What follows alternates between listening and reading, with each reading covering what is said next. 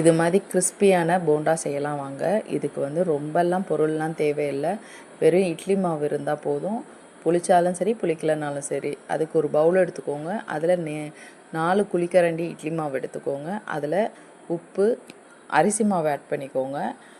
Plus வெங்காயம் 2 medium size வெங்காயம் நைஸாக நறுக்கி, கொஞ்சம் கொத்தமல்லி, பச்சை மிளகா வந்து உள்ள விதையெல்லாம் நீக்கிட்டு ஆட் பண்ணிக்கோங்க.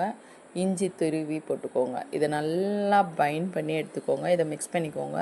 வேணுன்ற அளவுக்கு கொஞ்சம் தண்ணி தெளித்து பைண்ட் பண்ணிக்கோங்க. அப்போன்னு தான் நம்ம போண்டா போடுற அளவுக்கு மாதிரி வரணும். அந்த வந்துச்சுனாவே ஓகே, மாவு தயார்னு அர்த்தம். இங்கே பாருங்கள், நான் எப்படி போடுறேன், அந்த மாதிரி போடுறதுக்கு வந்துச்சுனாவே ஓகே. இது கூட வந்து நம்ம எண்ணெய் காய வச்சு அந்த எண்ணெயில் இந்த போண்டாவை கிள்ளி போடுங்க. மீடியம் ஃப்ளேமில் வச்சு போட்டிங்கன்னா அவ்வளோ சூப்பராக ரெட்டிஷ் ப்ரௌன் கலரில் வரும்.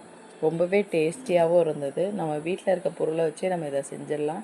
ஈவினிங் ஸ்கூல் விட்டு வரும் பசங்களுக்கு இந்த ஈவினிங் ஸ்நாக்ஸாக கொடுத்தா வயிறு ஃபில்லிங்காகவும் இருக்கும். ரொம்பவே வெளியில் காசு கொடுத்து வாங்கணும்னு அவசியம் இல்லை. இங்கே பாருங்கள், மீடியம் ஃப்ளேமில் வச்சு இது பண்ணிங்கன்னா இது மாதிரி ரெட் கலரில் வரும். இல்லைன்னா உங்களுக்கு வந்து உள்ளே வேகாது, வெளியில் வந்து மட்டும் செவந்து போயிடும். அதனால் கண்டிப்பாக மீடியம் ஃப்ளேமில் வச்சு பண்ணுங்கள்.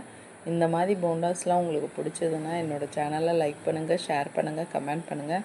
இது மாதிரி நான் எல்லாத்தையுமே போட்டு எடுத்துக்கிட்டேன். உங்களுக்கு இது ஸ்நாக்ஸ் பிடிச்சதுன்னா ஒரு லைக்கை மட்டும் தட்டிட்டு போயிருங்க. மறந்துடாமல் என்னோடய சேனலை சப்ஸ்கிரைப் பண்ணி வச்சுக்கோங்க. பக்கத்தில் இருக்க பெல் ஐக்கானை கிளிக் பண்ணிங்க. அப்போ தான் நான் போடுற வீடியோஸ் உங்களுக்கு நோட்டிஃபிகேஷனில் வரும். தேங்க்யூ ஃபார் வாட்சிங். Keep on supporting me. Thank you.